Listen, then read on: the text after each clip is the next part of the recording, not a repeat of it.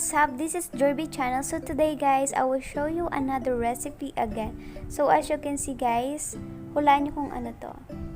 Is Nasi Briyani. So, usong-uso to dito ngayon. Pwede nyo rin siyang ipahanda ngayong Pasko. So ano nga ba ang ating mga kailangan? Of course, kailangan natin ng rice. Siyempre, 4 cups of rice ang ating ginamit ngayon. And of course, kailangan natin siyang hugasan 4 times. Paano ba kayo maghugas ng bigas? Napakasimple lang. Ayan, magluto tayo. Dahil kung walang pagkain, hindi tayo mabubuhay. Kung puro jowa na lang inaasikaso nyo dyan. Charot!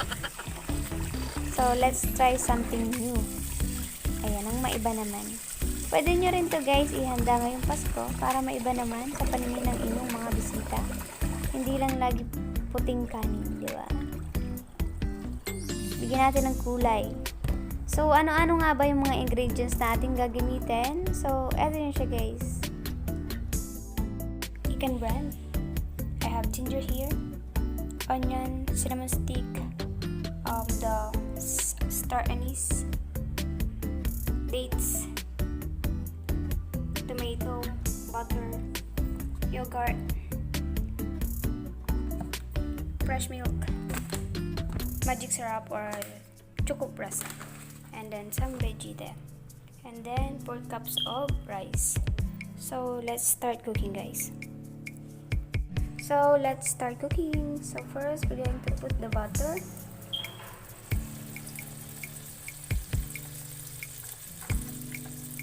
Melt the butter.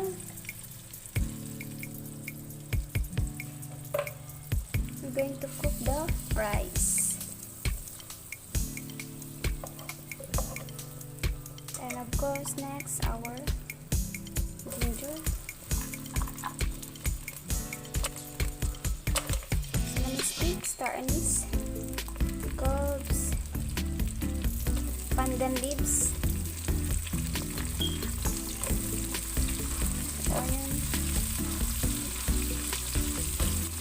and mix it.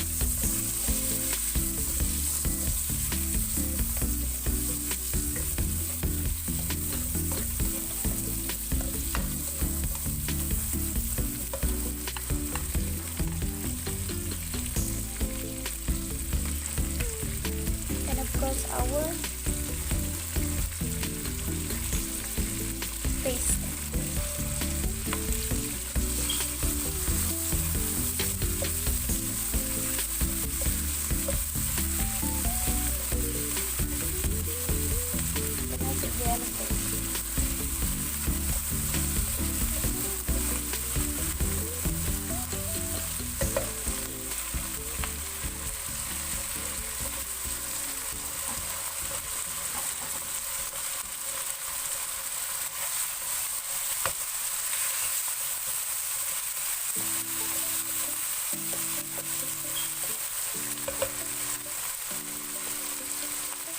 Yogurt, 2 spoon yogurt.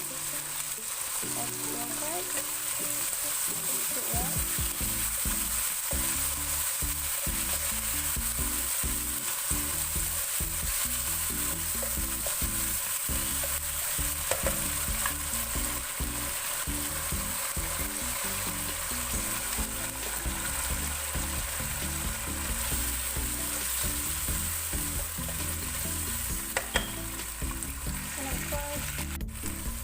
And add the rice and mix it.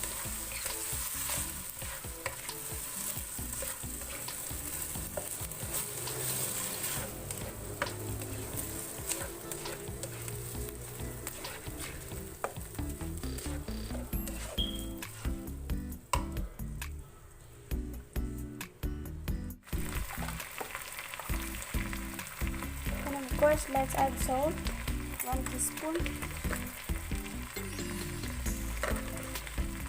The magic syrup or Maggi cukup rasa, and then mix it.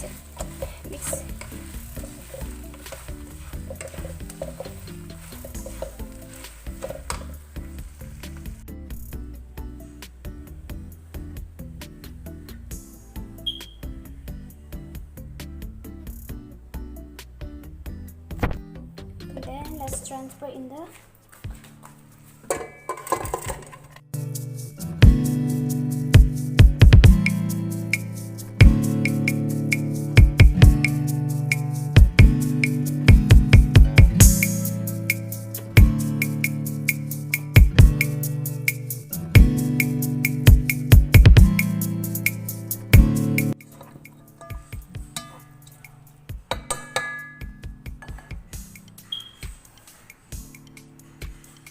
let's add the 2.5 cup of milk.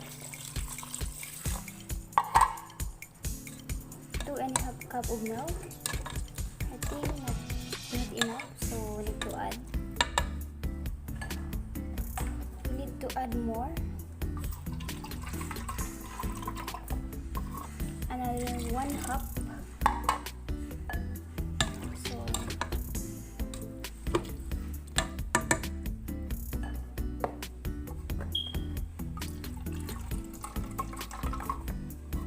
1 cup.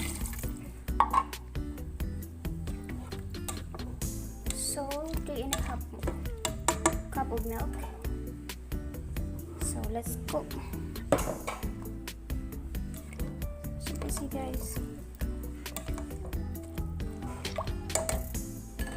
let's add a little bit of milk.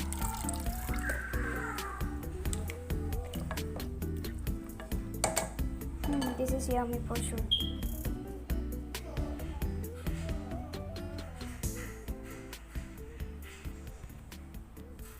Meanwhile,